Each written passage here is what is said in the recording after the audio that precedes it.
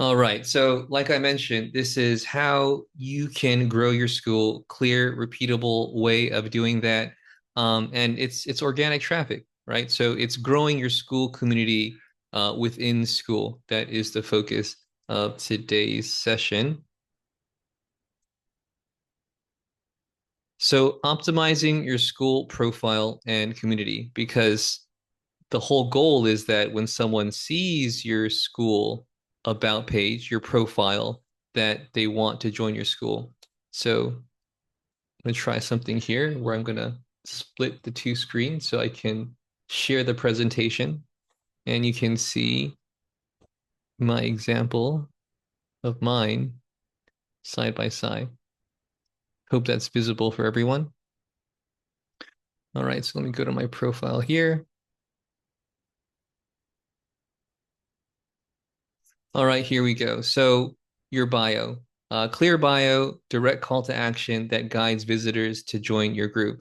And you see, I have that here. And I'm a marketer. I want people to enroll more people. I mean, I want entrepreneurs to get more people to join their community so that they have more audience, so they have more client enrollment potential. And I see a lot of individuals that don't have a call to action in their bio. And what I'm sharing with you here is the same profile optimization strategies and techniques for TikTok, for Instagram, for YouTube, for Facebook. It's just indicating to your audience what that one action you want them to take is. And since we're school community owners, the action I believe most of us want people to take is to join the school. So that said, clear outcome, clear action, and the links for what I believe and from what I've learned, it's you're looking to drive your audience to take one action. So it may differ for other individuals, but this is what I do. So even the link that I have here directs to my school community. Audience, traffic, individuals, they're all guided to do one thing. That's what I have right now. I used to have links to my Facebook and my LinkedIn, but I removed those because I'm following this strategy right now.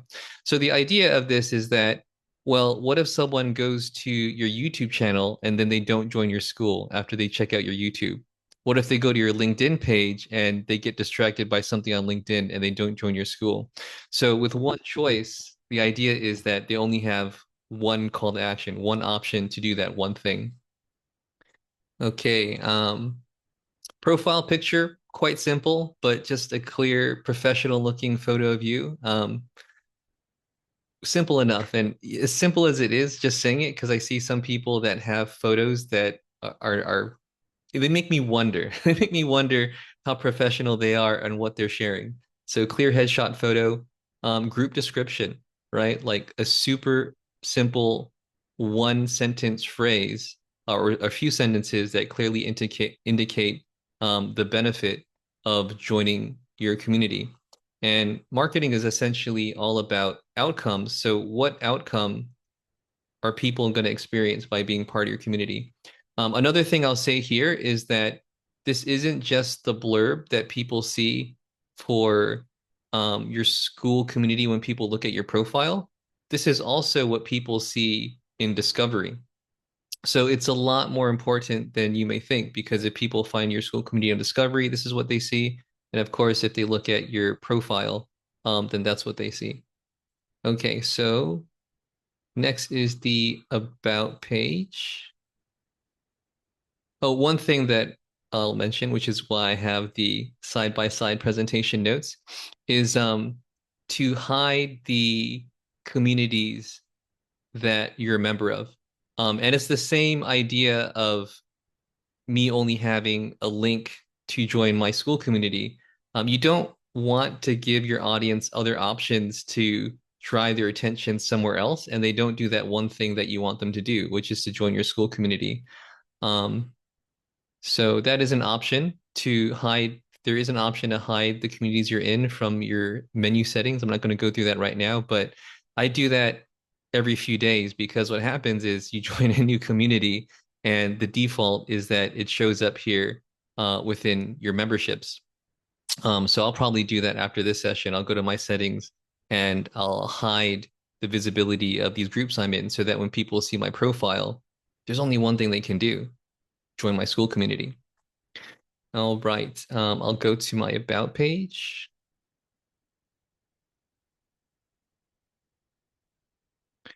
So even from the community name, I believe in having a community name that indicates the outcomes of your community, having it just people hear the name of your community and they're curious. They want to find more about it. They want to read the about description. Um, and continuing on, I see this a lot in the bio and descriptions of people's community too. And it's easy for us to get caught up in the jargon and the expertise of our brand, but our audience is not as familiar with our proficiency, our competency. So simplifying the language so that it's resonant. And I also see a lot of people have the titles of who they are and what they do, which is okay. But again, I believe that people take action towards outcomes, and your title isn't as much of an outcome as, well, what are you about and what's in your community? Um, so you have the opportunity to put, 6 images here. I would say to use all six because if you have more options to showcase what your business and brand is about, why not use it? For here, mine is quite simple, and I'll say a little bit about the different approaches for having a Skool community. And this is from conversations with colleagues and mentors about not just Skool communities, but communities in general. And this may be an indication of like what to have in your about page, how to describe your group. So one is the expert approach. So you're an expert and you're teaching an outcome, and you really want to establish yourself as the authority because you want people to join your community, and then you want them to enroll as clients. It's much more of a direct approach to growing your community in a way where people know that you're an expert and they know that you want to enroll them as clients. So the other approach is just the hangout approach. Make it a cool place for people in your ideal audience to hang out. And when I initially started my group, I followed the expert approach, and it was just positioning myself as a business guide, a business expert who was looking to help people in my community to, well, essentially get clients. But since I became aware of the different approaches, I've now shifted it to more of a hangout approach and also more of a hybrid approach where growing your audience is important. And I've heard and I've seen that just having a community where people want to hang out, like it's a cool place to chill and engage with others, is actually the vibe of Skool. And it actually took me some time to figure that out as well, rather than just sharing value and teaching. Just make it a cool place to hang out. And if you decide your approach, then that's going to indicate what you want to have in your about page. Some other notes here are to just make it human. I mean, AI is so popular these days. I see individuals overly use AI in the about page, and for me, I'm reluctant to read it all the way through or to even join because it doesn't seem human. So even if you use AI, like make it human, if that makes sense. Like make it seem like you took the time to have it in your own voice. And I believe in legibility, right? It's readable. There's spaces. It's not like big paragraphs of text. So quite simple. And yeah, let's continue on here. Because as we develop attraction in other people's groups, we want to make sure that your community looks good. Anything else that I mixed here? Oh, a minor one. You probably know. Just have a logo, right? Have something there. Um, some people don't do that soon enough, and I'm reluctant to check out their group as well because it looks like they just started their community if they didn't have a logo there. You can see here that I do have some of my social proof in some of the images, which is recommended so that people see your expertise and authority. But I've also shifted my images where the social proof and the expertise are actually the last images. So again, when I'm saying that I'm shifting the focus to be more of like a community approach, like, hey, just come hang out. This is a space for entrepreneurs to talk about entrepreneurship. That's why I've intentionally have this where you have like the different kinds of growth, business growth, personal growth, community growth, network growth, cross-pollination, collective impact. Like it's nothing about like what I'm teaching specifically. It's more of a vibe of what I believe people would be interested in this community. And that's also why I have some screenshots from some recent calls because I really want to emphasize the vibe of like this is a place where people actually hang out. And my expertise and what I want to share is secondary to that. I'll pause here if anybody has any questions. Let me check the comments as well.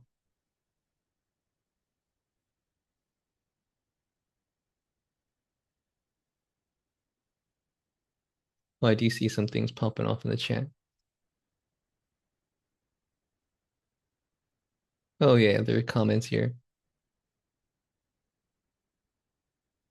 Should we put this on Facebook profile also? Hide the communities you are in and just have your partner. Oh yes, that's a good point, Suzanne, right? Like if you have allies, if you have people that you want to share the spotlight with, then it would make sense to share um, those communities as well. And also, unfortunately, like you can't co-own a school community with another individual. So, if you are helping another individual to like facilitate their community, it makes sense to not hide it as well.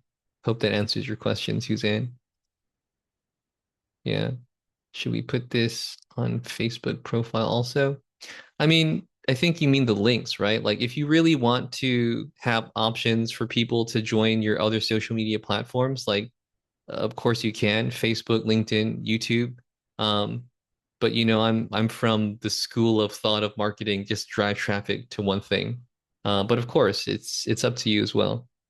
Yeah, you can't read AI. It just doesn't seem human, right? Like even if you use AI, like make it sound human. I sometimes talk about the AI behind the AI, the authentic intention behind the artificial intelligence. Like don't let it replace your ability to communicate and connect with people.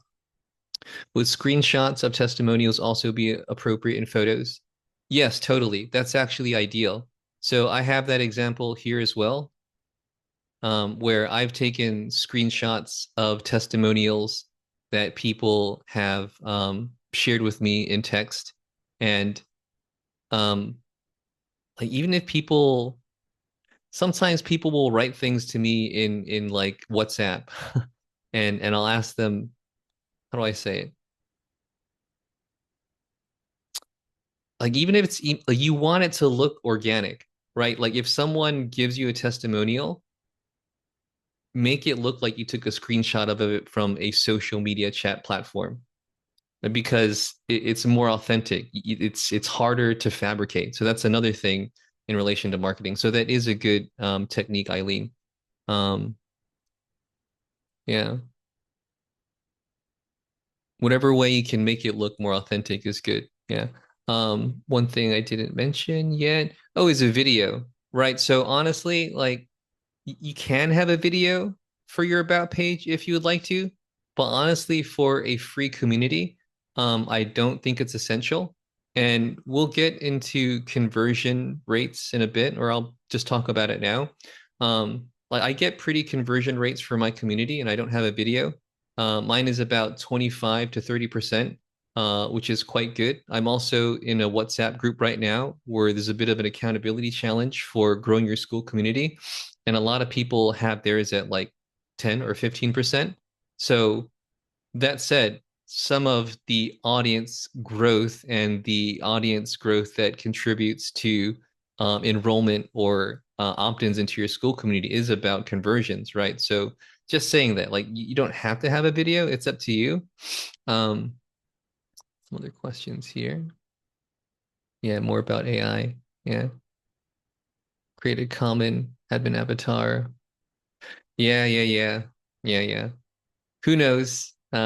Maybe they'll let schools be owned by one individual soon. I hope so. Cool. So let's continue on here. More about Generating attraction. All right, so next is leveraging other people's groups for lead gen, for audience growth, for attraction, for connections.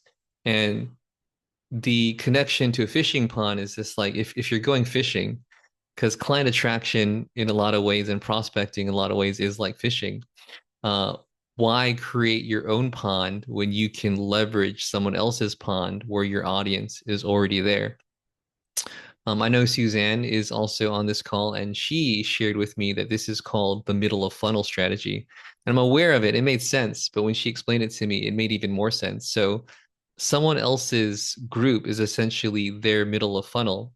So it's a great place to connect with people in your ideal audience, because they're gathering at that one place. Some people often say, well, I don't want to promote, I don't want to get in trouble with the admins or the host, but you're not. You're not promoting yourself. You're just being relational in someone else's community. If anything, you want to be one of the most supportive members to that community so that you're valued and the admins think you're cool and they're not going to kick you out because you're providing value. So more on that in another slide. So how do you find these groups? So there is Skool Discovery, which I'm not going to go to now, but you can search for groups that may have your ideal audience in them. And this is something I learned from my days on Facebook. You just join a lot of groups because you can always leave the group if it's not an ideal fishing pond. But you can't know the quality of the group until you're in there.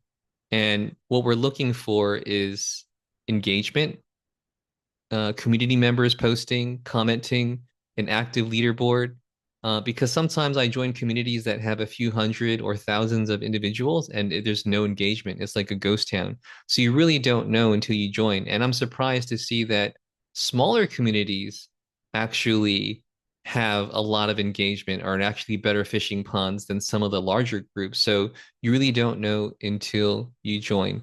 Um, in regards to how many groups to focus on, I would say like three would be good, two to three, because you want to have visibility in these groups. And if you're trying to engage in a lot of groups at once, then that reduces your dominant visibility in your target groups. And I'll say that it works. Like I have DM conversations with individuals or conversations and comments with individuals below posts, or even on networking calls with individuals, and people say, "Oh yeah, I see you on the leaderboard." So we'll talk about the leaderboard strategy because it works better than I expected, where people are aware of you even if you're not aware of them, because that's what attraction's about. Cool. Let's continue here. Okay, the leaderboard strategy. So let me use an example. Also, I'll expand this here. You can see on the left, I have pinned school communities. So if you have certain fishing ponds or certain schools that you frequent often, you can put those on the side there. So I'm going to use this community as an example. And I was number one on the leaderboard, but I have some competition right now. So part of the leaderboard strategy is that you want to be in the top five of the 30-day leaderboard, because the top five of the 30-day leaderboard is what shows to everyone who goes to the homepage of that community. So let me change this here.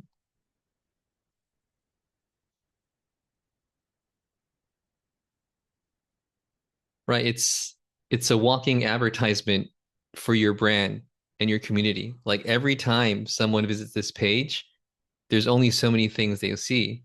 And they'll see your name on the leaderboard. And it's just a click away before people then, well, they see your bio, which is why we want to optimize bio. We want an optimized profile picture. And from that, if they click your name on the leaderboard, then that's easy traffic that then goes to even more details about your school community. So it all comes together, which is why I made sure to share some tips and insights about optimizing your profile and school community about page first. Okay, so yeah, how to do this in a way that's authentic. So develop a relationship with the admins and the moderators and the owners. It's super simple, but a lot of individuals don't do that. So some other things you can do is just align your engagement in a fishing pond in someone else's school community with their mission, their vision. So, for example, if they do a welcome post to welcome new members, as a member, you can also welcome new members. Like you're contributing to the agenda or the goals of those admins or those owners. And if you do that, you develop that relationship, you're valued and you're developing connections, relationships, you're contributing. And if you happen to make a few connections where people want to join your group, it's just it's just relationships that are a key part of this attraction lead gen strategy. So another aspect of it is comments because this is how you get points for leaderboard. And this is where it gets fun and interesting because I have a lot of tips and suggestions to share with you that I think a lot of people may have not thought of or they just don't do. Um, so like write comments. And one thing that I see some people do is they write really long comments. But if part of the goal is to get points, why not break a long comment into like three short comments where you can get 3 points instead of 1 point? Also, you can use gifts occasionally for some extra points. You don't even have to think about doing anything. And gifts are huge on Skool as well. Sometimes with some individuals, we'll just do a few gift exchanges back and forth, and it's just easy points as well. So some just easy ways to get more points, more bang for your buck, I would say. Yeah, I have that here. Oh, this is a good one. Yeah, yeah. So the way Skool works is that when there's a new comment on a post, then it gets bumped up. You can see that this post here, for example, from Danilo is now at the top. Oh, it's pinned actually. Yeah, this one's a better example. You can see new comment just now, and these posts are now at the top of the feed. So this is something you can use to your advantage. So when people are commenting, some stragglers joining here.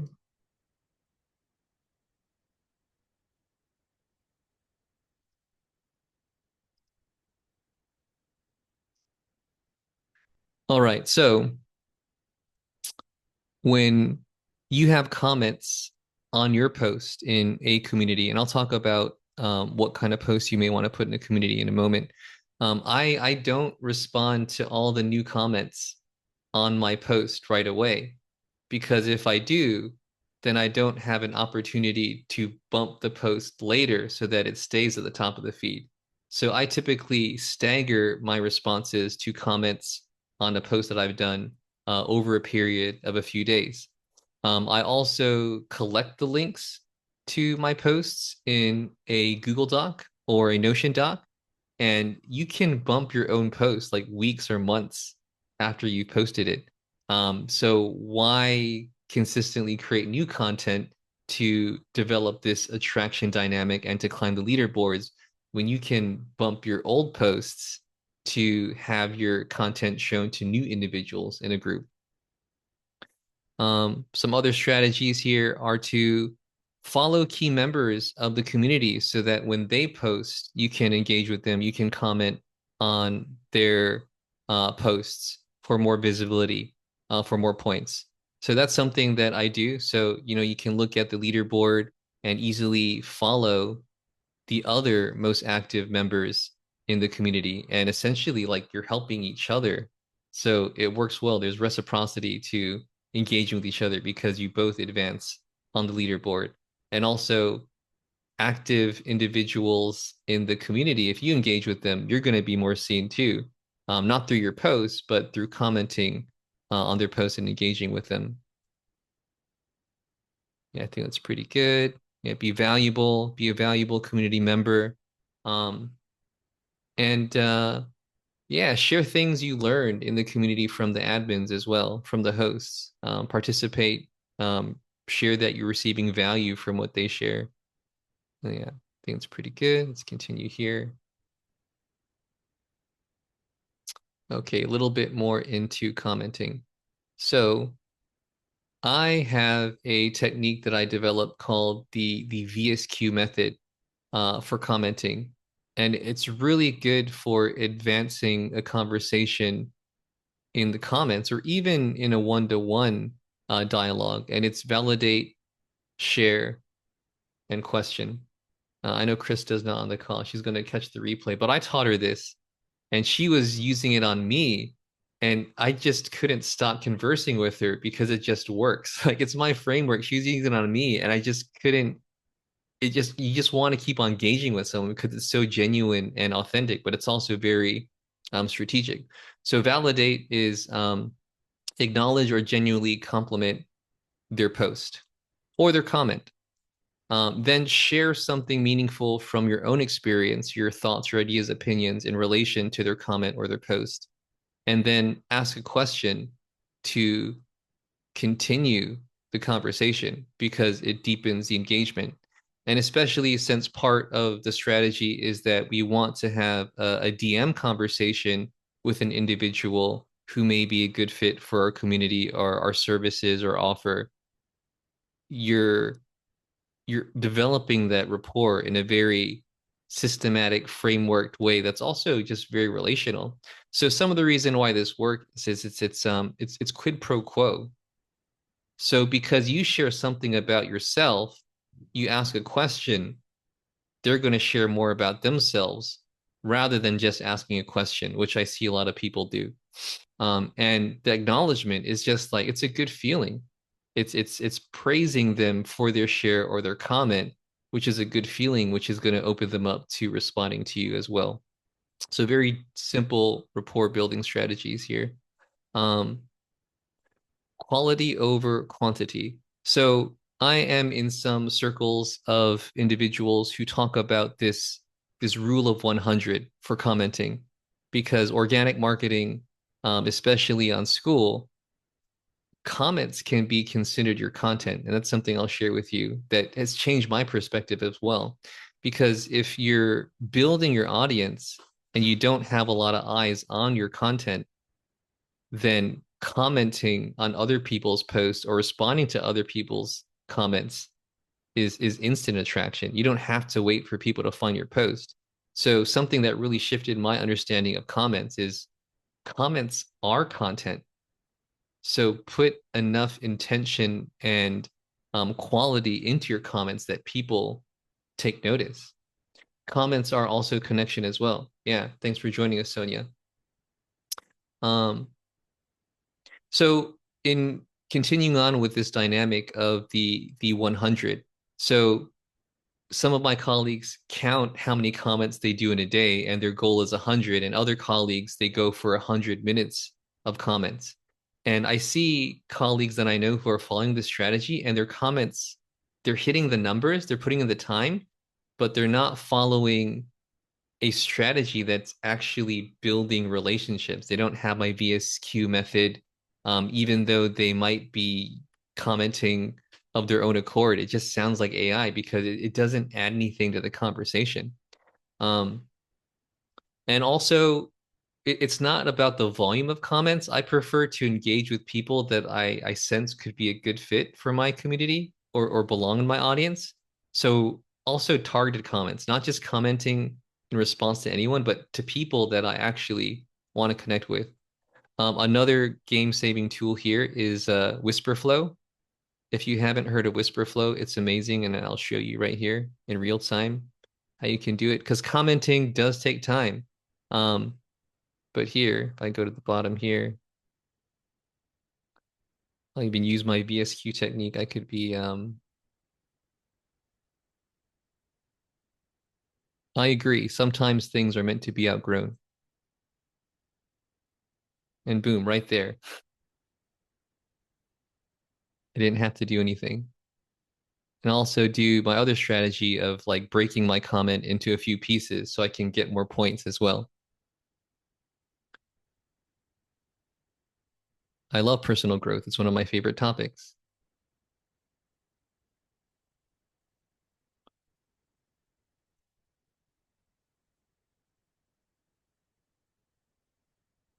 Why do you think most people struggle to outgrow things that don't serve them? Yeah, and it's interesting because I actually have Lisa on my radar as someone to connect with because from me checking out her profile and seeing other conversations with her, I think she's someone cool to connect with that I may be able to help or maybe just a colleague or an ally.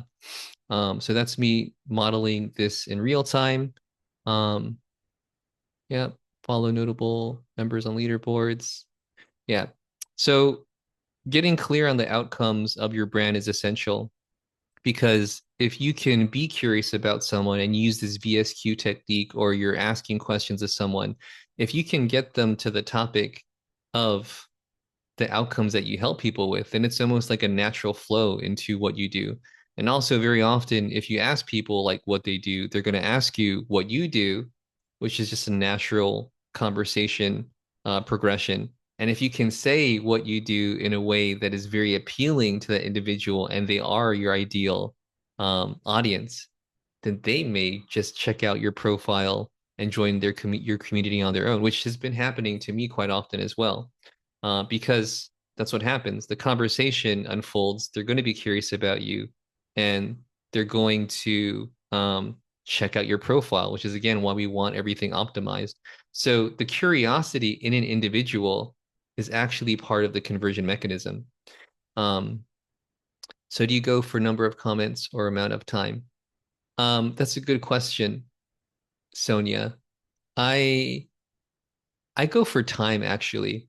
Like I don't really enjoy counting the comments. I've tried it and I have a tracker for it, but personally, I like to track the time I spend on it. And for me, it's actually about the number of new conversations that I started, the number of calls I booked, or the number of people joining my community. That's what I track more. But of course, it is beneficial to track how much time or how many comments you are doing. Whisperflow lets you talk to text comments. Yeah, that's exactly what it is. Yeah. That's what I just modeled. It's phenomenal.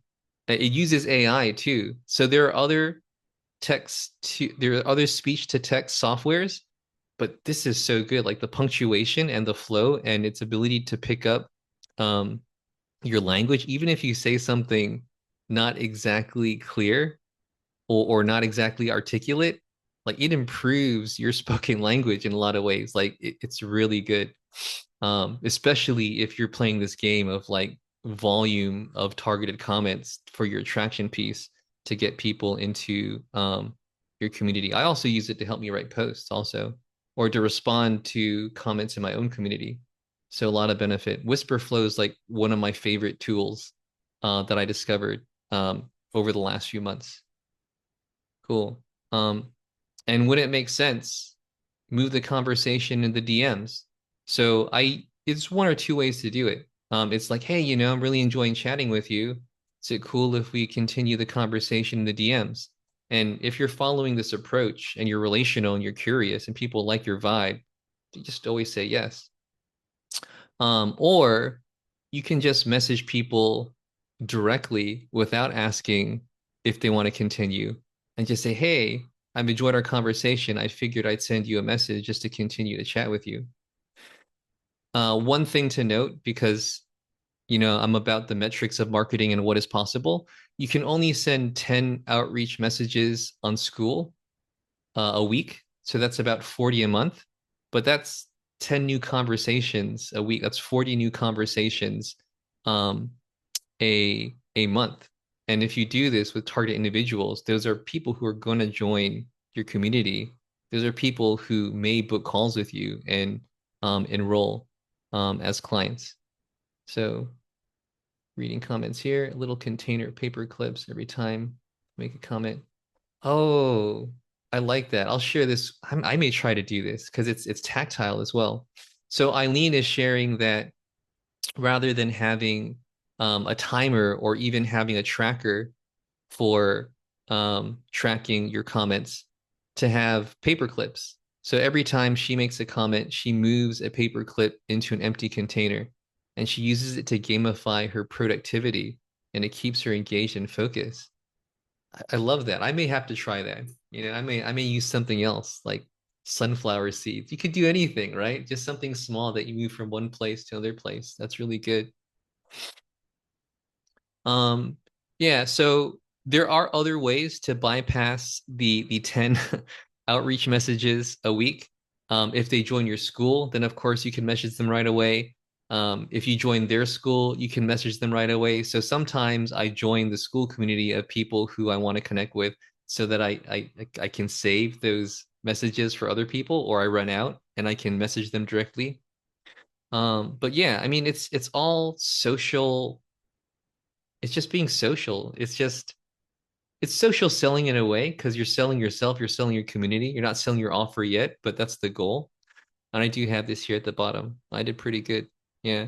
Before this call, I talked for like 30 minutes of all my ideas. So AI and Gamma AI did a really good of organizing things. Like I didn't talk about that yet, but it is there. Cool. Let's continue here. Let me know if you have any questions or comments.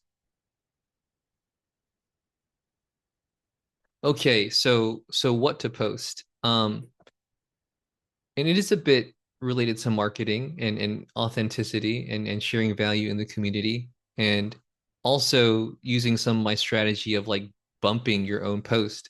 Another cool thing that you can do is you find allies. So you don't have to bump your own posts. You can have allies that bump your posts for you if you just have a simple conversation on the side.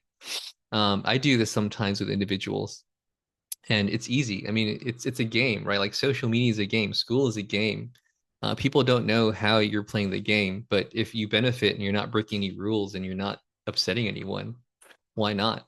Um, so another thing I didn't talk about here in this presentation, but I might have to do it in 2.0, or they just do it naturally for yeah, without conversation. Yeah. Yeah, Sonia and I do this unintentionally because we just enjoy chatting with each other.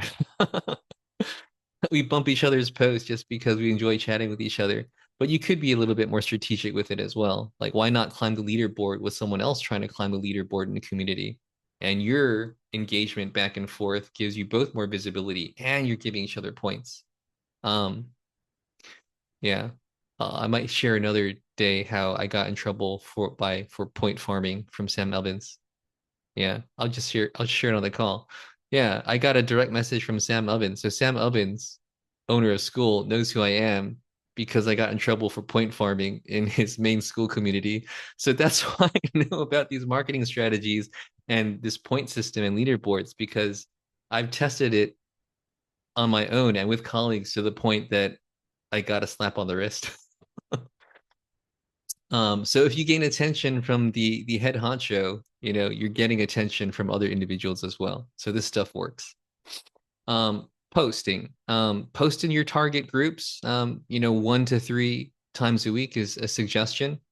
I don't think you have to do it every day because it's more about the conversations that unfold from your posts more than the post itself.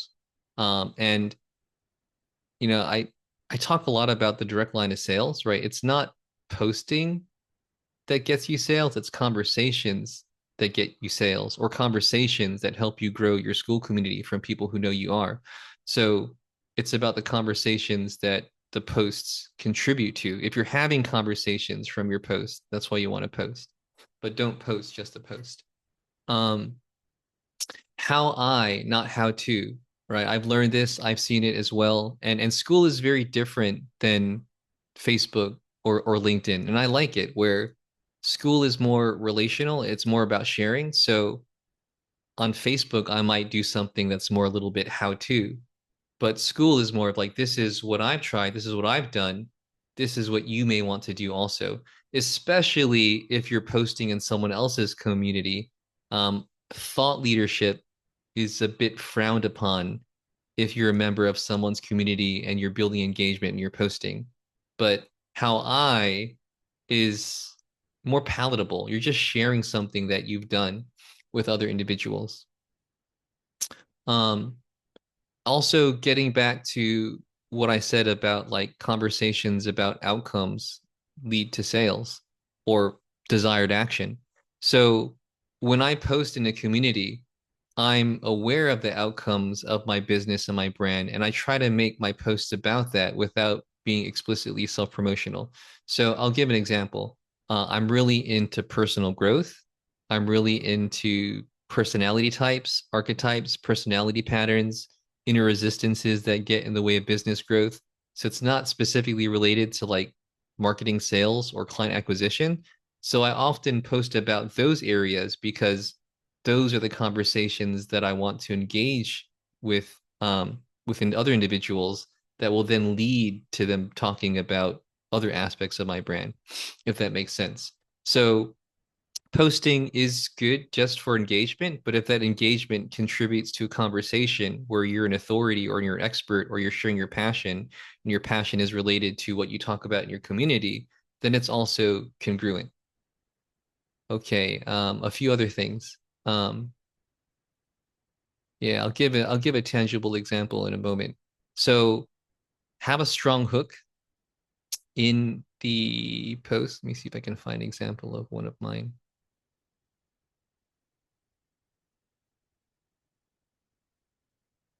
Yeah, I gotta bump one of my posts soon.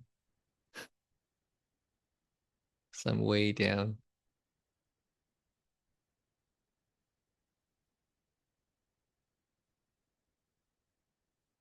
Here's mine. Social media after school sucks.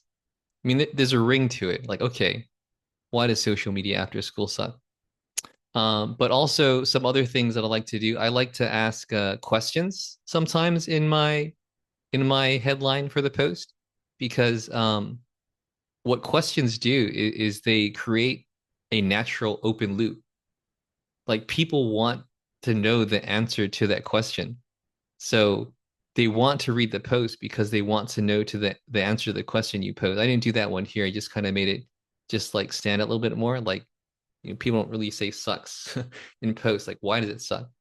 Um, some questions here. Conversation with no results is like burning time for the fun of it. Yes. Yeah, that sounds like something an expert copywriter would say. Copywriting content without conversions is just a waste of time, right? Do you mentally keep track of your posts? Um, so I actually, yeah, facts. Yeah. Um, I actually keep track of my posts in a Notion document so that um I mean, there's a lot of good reasons for it. And now that I'm sharing this, I know there's things I can add to 2.0 version of this presentation, which is cool. So, when I do a post like this one, I'll copy the link to that post and I'll put it in a Notion document. And one reason why I do that is so I can bump my older posts a week ago, 2 weeks ago, 3 weeks ago, a month ago, without having to search for the post on my own. Also, you can use that same content in another community by just copying the content of your post from this. And one thing I don't really like, I think it's a bit amateurish, and you know, my bad if I'm stepping on your toes because you do this. People post the same content in multiple groups at the same time. Personally, I think it's really tacky. So one thing I've learned is to stagger your content or to post a lot of content in one group and then you reuse that content in another group that has your audience on a different day.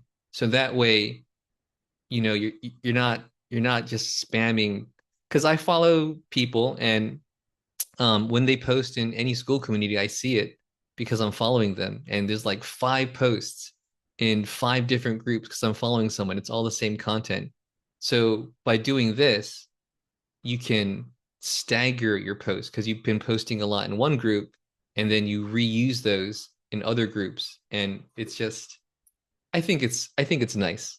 I think it's good. Yeah, it feels disingenuous to read the same post, right? I totally agree. Yeah. Yeah. Okay. Some other things here are the formatting of the post because it's readability. And I know our expert copywriter would say this too. Like you want people to not just begin to read your content, you want them to read all the content because from a relational perspective or even a buyer perspective, like the more time people spend with your brand, the more it contributes to conversions, not just like the curiosity of who you are and the value, but like they're spending more time reading your content. So you can see here that there's not long paragraphs. It's broken down. It's simple language, and it flows quite well. It's easy to read. Um, and sometimes I do write long paragraphs, and I ask AI, it's like, hey, ChatGPT, can you make this post a little bit punchier? Make the language a little bit more brief. Maintain the same concept, but just make it a little bit easier to read for someone who is going to see this post in the group and I want them to read the whole thing. And it does it for you. So you can be more lengthy with your content and ask AI to have a polish for you. Um, and it works because the example I was going to share with you is that I have a colleague in the synthesizer community. Um, I'll just say her name, Nani, and she is challenging herself to post a video for 7 days in the community. And she did one day, and I asked her like, "Where's day two? Where's day three?" And she said, "I created the video, but I didn't post it." Well, it's not really a challenge if you don't post the video. So I said, how about you do a post in this same synthesizer community and you invite other people to do a 7 day challenge with you? So there's accountability. And so you don't have to do it alone. It's fun, you know? So what happened was she wrote the post to invite other people to do the challenge and no one responded. So I said, Nani, that kind of sucks. How about I write a post for you and we invite people to do the challenge with you? So she took the post that I wrote following what I shared with you, having a hook, asking a question, having the format of it be really simple, just be really clear what you share. And we got like 10 people to participate in that challenge. Like she posted it, she just posted it with some of my strategy and some of my framework. And we also bumped the heck out of that post using my strategies. So it all works. Like it all comes together. James joined that challenge. Yeah, so it works, right? Yeah. The strategies work. It's simple, it's relational. Like I don't know why I mean, if more people knew these things, they'd be out of the job, right? So it's okay that people don't know because I have things to teach. Um, Eileen, okay. So you have a question. AI is constantly doing short sentences. How do we circle that square of putting out our own content without looking AI? I guess is a copy question. Yeah, we can chat about that. And I know you're in my community, Eileen, as you all are, and I do know a lot of AI experts who are really good at AI and copy. See that we're already an hour. This is just fun because this is what I think this is fun. I mean, that's why I do these things because I think relationships are fun. Being social is fun. If you can add a dynamic of marketing in there where your social conversations are actually contributing to your business growth, it's just even more fun. So the system in action, right? Optimize your foundation, your profile, your about page, your links. Find strategic groups, other people's middle of funnel dynamics, your fishing ponds. Climb leaderboards, be visible, play the game, bump your posts, attract individuals to your brand, which is attracting people to the outcomes of your business through conversations. They'll check your profile, they'll join your Skool community, or you invite them to join your Skool community. Comment strategically, use the VSQ method to build genuine relationships that lead to meaningful conversations in a way that's simple. Post to be more visible, move to DMs, invite people to calls or to your Skool community. Yeah, relational, not promotional. Curiosity. is key for this strategy. It's not really a strategy. It's curiosity is key to authentic relationships. Value before visibility, focus over scatter. I have some Skool communities to leave and some people to unfollow because those notifications can be overwhelming. Quality over volume. I think that's a good place to conclude. I'll stop sharing my screen here.